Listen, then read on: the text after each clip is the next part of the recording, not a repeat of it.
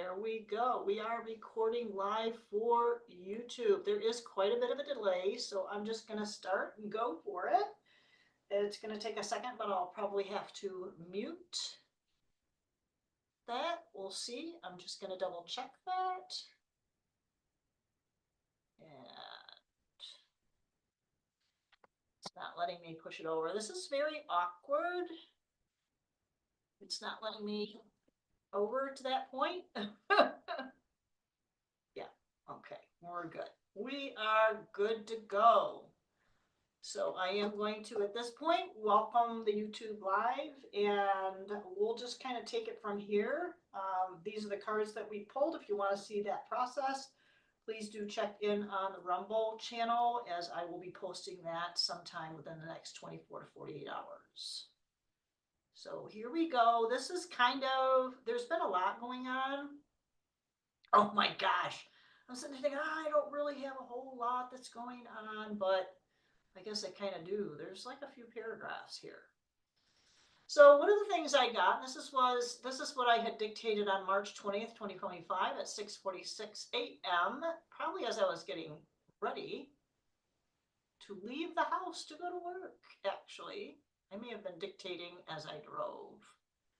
All right, so the phrase useless eaters has been rolling across my mind for the last few days, and it's the kind of phrase that catches your ear, especially when it's in the context of describing a majority of the population here on Earth.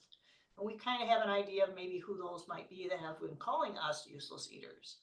So this is attached to an elitist above the elites and even the strata of the elites above that. So the whole thing that struck me, though, was a bit of a, not really a conundrum, but a definition that was applied to a greater portion of what we would call humanity. And it was applied by those who feel they are entitled. And they are calling us that have no value and we don't pull our weight, that we don't deserve what we have. And that's pretty much a very down-putting, thing to hear and deal with and manage. So this was presented, in my opinion, to me to make people, and I include myself in that because I'm a person, so more compliant. So this was applied to us as an attempt to make us more compliant, non-reactive, and say to the point to make their life better, or to block the system, and in every basic way, it's to try to get us to give up. So with this idea in my head over the last several days, it made me come to realize that it's actually the opposite. It's that we are not the useless eaters. We are the ones doing the work. We are the ones being fed off of, are we not? We are the ones who are experiencing what we experience at the behest of those elites above the elites, etc. So if you really think about it, since we are the ones who are out here doing what we do, helping those that we can, and helping those that, we're not the useless eaters. They are. They are the ones who sit back and feed off of us. They live in luxury because of us. And if you want to do that, if you want to allow others, if you want what I am, not us as useless eaters, but they as useless eaters, to feed off of us or you, and for them to live off of luxury, then that's one thing. If you want to do that, if you're comfortable doing that, throw in the towel, be a servant, bow, that's you. You go do you. So the thing is, don't complain about the system when we are part of it, unless you're willing to do the changes that are necessary. So if they are the useless eaters and not us, we are the ones doing that work, all right? We are the ones who are allowing them to have control of it. We allow them to pull the strings as they sit back on their fat backsides and manipulate us. We are willing to be manipulated. So I'm not about problems. I am about solutions. I will throw that out there. So what can we do about it? And here comes the kicker. It's not a one box, one size fits all answer. And it's the type of thing that whatever part that we are playing in this whole bit of silliness going on, we are the ones that determine what we can do about the situation and circumstances. So, what can we do about it? And what we will do about it is that each one of us has to play a part, our collective part, to stop those useless eaters from being who and what they are. I mean, it's kind of just of a thought, but you know, it's about empowerment. It's about self-forgiveness. I have allowed this to happen in my life. So this feels like the word discernment again is popping into my head, but discernment is just a viewing a set of circumstances. This is about now putting into play that discernment that we have available to us. So the Page of Cups is that one who has the idea, has the picture, has the ability, and needs to grab that cup over your head, over our heads, and manifest the changes in our life that are needed to make our life better. It's probably going to suck for a while because there's an adjustment period, right? There is an adjustment period.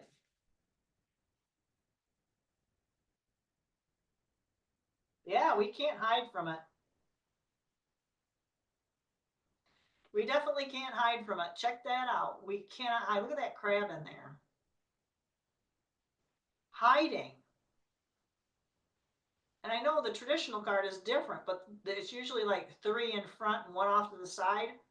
All of these would be within reach if we stepped outside of the comfort zone that we are in.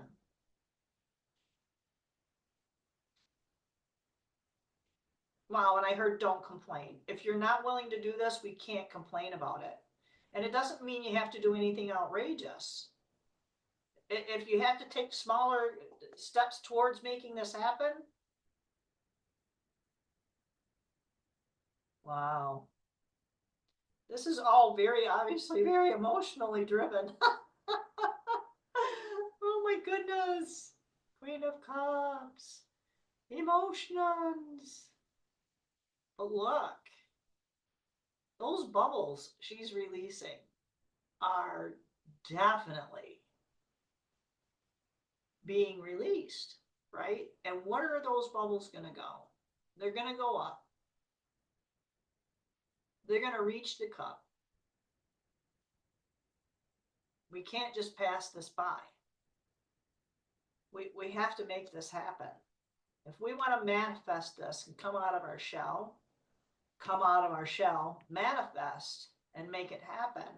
She's got movement. He's sitting there. He's hiding.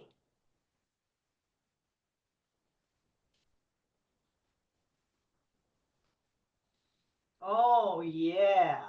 Affirmation. Grab it, examine it, right? So she's letting it go, but she's grabbing it. She's got it in her hand. Right? Queen of Cups, Queen of Cups. Oh my goodness. Yeah, meant what I said. So it's almost like it's doing this because hiding, manifesting, emotionally driven, rising to the occasion, grasping it, or she's got it in her hand. What is she going to do with it? You're not just going to look at it, right? You're not just going to look at it. Got to take that other hand and grab it.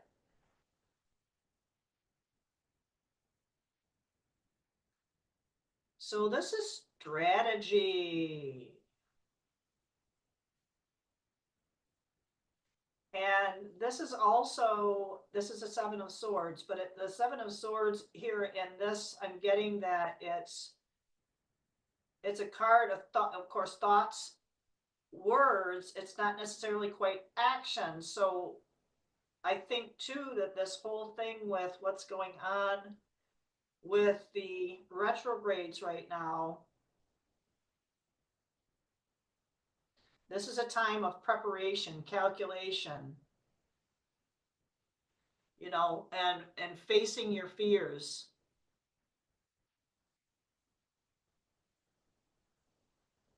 Face those fears, baby. Now these can be about, okay, so these are manifestation cards. Let's see what's going on with this. So secret staff, save pennies, acting, assistant, hidden potential, and the unknown. And that's basically, I don't think humanity has ever been here, but this is about not necessarily playing it safe, because this is not a full mask. This is only like a little bit of a mask. And this is like, we're going to have to do a little, the phrase search and seizure, and it's about your own treasure, not about others. This is about yours, ours, each individual. When we do this, we are going to, it might feel like a fresh start. It's going to be something that's going to get, it's going to snowball. It's that nugget. It's that nugget of gold that's coming through. And taking, it might take more than one. Yeah, moonlighting, odd jobs, part-time. So in addition to doing what we're doing now, for this to gain some momentum, we might have to, you know, money in, money out, and feel like we have to, and you know, some people might have to get like a second income to bring this manifestation to something in this that's applicable to this world. If you know you have enough, you are rich. Want what you have. Gratitude creates wealth. And that should be the foundation for all of this.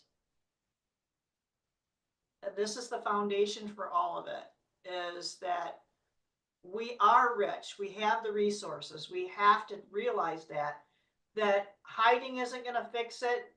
Thinking about it's not going to fix it. But and planning, this feels like planning. I know that's not really traditional. This is actually, now they have their cups in their hands, where these are distant cups in their hands. We're going to build some strategy. We're going to kind of see a little bit of a wobble, maybe. We're going to see a little bit of a wobble in our finances. And it's about trust. A hunch is creativity trying to tell you something. Follow your gut instincts and act on them. So again, this is about calculating and finding trust within yourself. And this is going to happen, realizing that we have gratitude and we're going to manifest this stuff.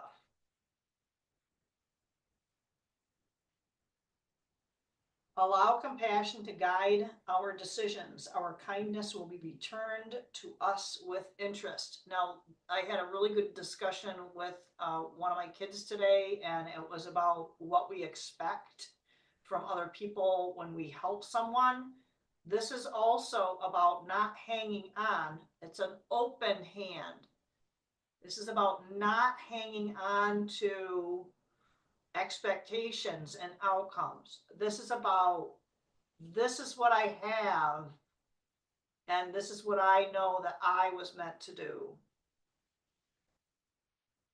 manifesting money, reaching goals, financial assistance, hands-on work, and help getting a job. So look at, these are two hands. These are two hands.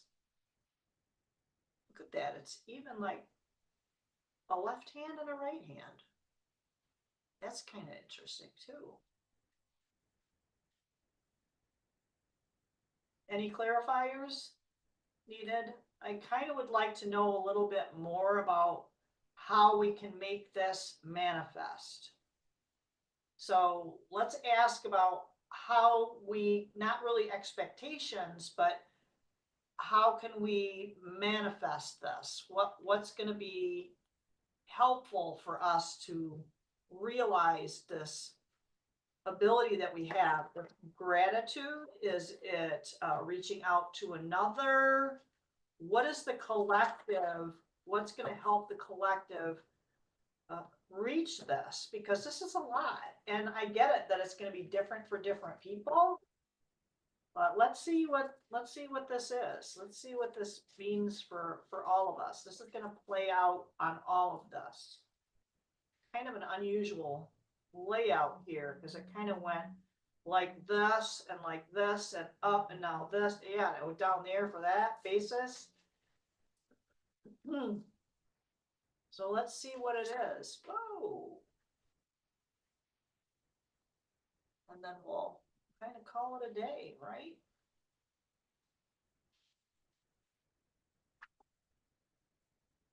All right, so that makes perfect sense.